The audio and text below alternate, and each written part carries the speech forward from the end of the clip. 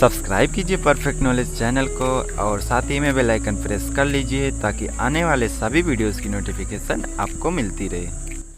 नमस्कार दोस्तों, मैं सुनील बहुत बहुत स्वागत करता हूं एक और न्यू वीडियो में, जिसमें हम बात करने वाले हैं यूपी पुलिस कांस्टेबल कैसे बने। तो आप इस वीडियो को एंड तक देखिए बिना कहीं पर स्किप किए।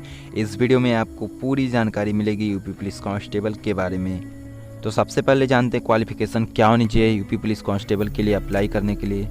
तो देखिए 12वीं पास होना चाहिए आपको, तभी आप अप्लाई कर सकते हैं। और हाँ, एक और बात, आप 12वीं पास हो किसी भी स्ट्रीम से, कोई भी मैटर नहीं है, आप साइंस से, कॉमर्स से या आर्ट्स से, आप किसी भी स्ट्रीम से पास हो आप अप्लाई कर सकते हैं। तो ये आपका क्वालिफिकेशन क्लियर है, आप 12वीं पास हैं, फिर उसके बाद अप्लाई कर सकते हैं। और सेकंड जानते हैं फिजिकल रिक्वायरमेंट। तो फिजिकल रिक्वायरमेंट में 4 चीज़ें देखी जाती है: हाइट, चेस्ट, वेट, रनिंग।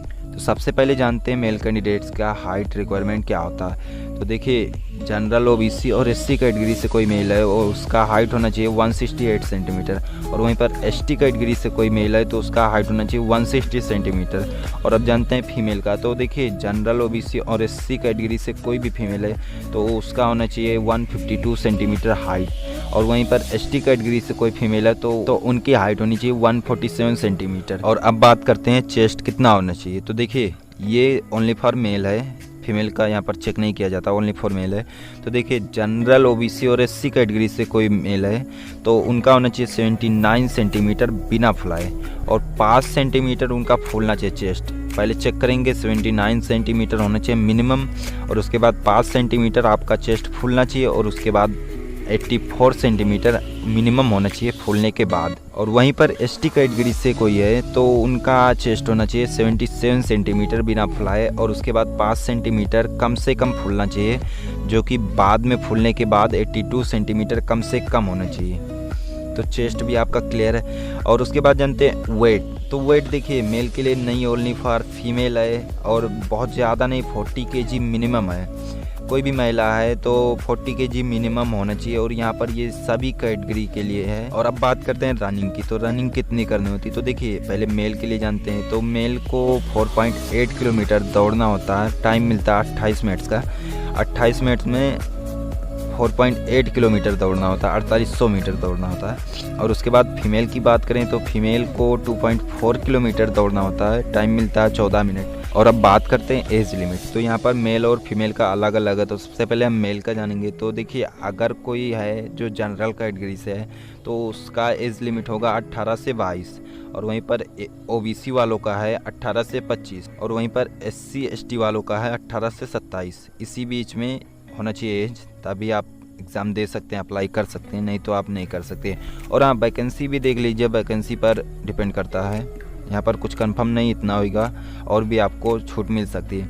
और वहीं पर फीमेल के लिए बात करें तो जनरल कैटेगरी से कोई फीमेल है तो उनके लिए 18 से 25 साल है, और ओबीसी से हैं तो 18 से 27 साल, और एसटी एससी से हैं, एससी एसटी से तो 18 से 29 साल। और अब बात करते हैं सिलेबस की। तो सिलेबस में आपके 4 सब्जेक्ट होंगे। पहला होगा हिंदी, सेकंड होगा जीके, थर्ड होगा मैथ, फोर्थ होगा रीजनिंग।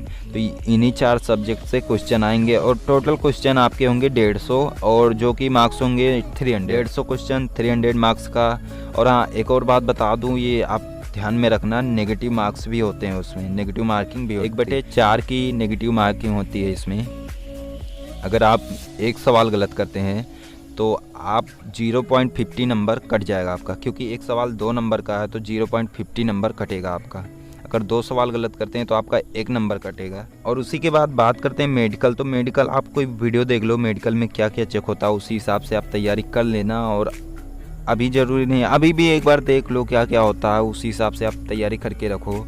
और फिर बात करते हैं एग्ज़ाम पैटर्न। तो एग्ज़ाम पैटर्न देखिए, सबसे पहले होगा रिटन एग्ज़ाम, जो कि ऑनलाइन भी हो सकता है, ऑफलाइन भी हो सकता है, कुछ कंफर्म नहीं है। और इसमें टाइम मिलेगा आपको 2 घंटे का, यानी कि 150 क्वेश्चन होंगे, 2 घंटे का टाइम मिलेगा।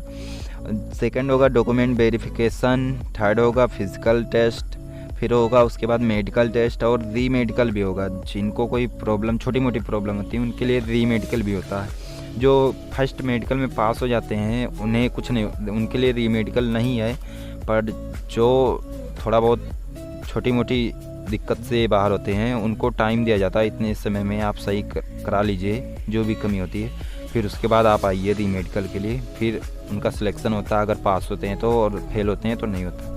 और उसके बाद मेरिट लिस्ट बनेगी, सिलेक्शन वहीं पर होगा आपका, जो मेरिट बनेगी उसी हिसाब से आपका सिलेक्शन होगा। और हाँ, अब बात करें ट्रेनिंग की, तो ट्रेनिंग आपकी 1 साल की होगी, पहले 6 महीने की रहती थी बट अभी 1 साल की हो गई है। और फिर उसके बाद बात करते हैं सैलरी की, जिसका आप सभी को बहुत ही बेचैनी से वेट था कि सैलरी कितनी मिलती है, ये भी पता करना था।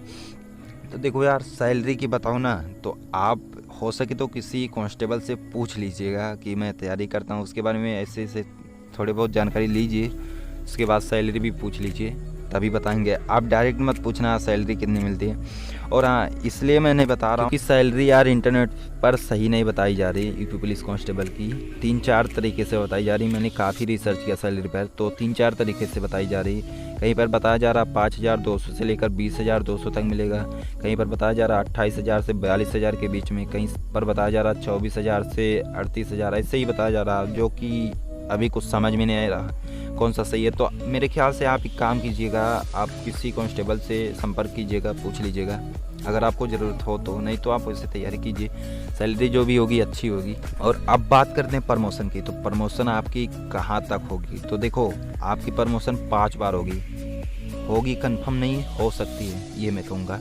और हाँ, प्रमोशन कहाँ तक होगा, इंस्पेक्टर तक होगा। और हाँ, कौन कौन से प्रमोशन होंगे ये भी बताऊँगा आपको। देखिए, सबसे पहले आप कांस्टेबल होंगे, उसके बाद जब आपका प्रमोशन होगा तो आप सीनियर कांस्टेबल बनेंगे, ओके। फिर उसके बाद जब प्रमोशन होगा तो आप हेड कांस्टेबल बनेंगे, और उसके बाद प्रमोशन होगा तो आप असिस्टेंट सब इंस्पेक्टर बनेंगे, और उसके बाद प्रमोशन होगा तो आप सब इंस्पेक्टर बनेंगे, और उसके बाद प्रमोशन होगा तो आप इंस्पेक्टर बनेंगे। यानी कि 5 प्रमोशन होगा और 5वां होगा आपका इंस्पेक्टर का। उसके आगे कोई भी प्रमोशन नहीं होगा, बट हाँ, कंफर्म नहीं कि आपका प्रमोशन इतने बार होगा। आप और लो लेवल पर ही रह सकते हैं, लो लेवल पर ही रहकर रिटायर हो सकते हैं, प्रमोशन हो सकता है इतना ना हो। बट हाँ, इंस्पेक्टर से आगे प्रमोशन नहीं होगा। और हाँ, एक और बात, 10 से 15 साल के बीच में आपका प्रमोशन होगा। ऐसा नहीं है कि 5 से 10 के बीच में होगा, आपके 10 से 15 साल के बीच में एक प्रमोशन होगा। तो अगर यार वीडियो अच्छी लगी, जानकारी आपको अच्छी लगी, तो वीडियो को लाइक कर देना। और हाँ, एक और बात कहना चाहूँगा यार, अभी स्टार्टिंग है तो वीडियो थोड़ी अच्छी से नहीं बना पाया, बोलने में थोड़ी दिक्कत होती है, क्योंकि जानते हो यार स्टार्टिंग में क्या होता है।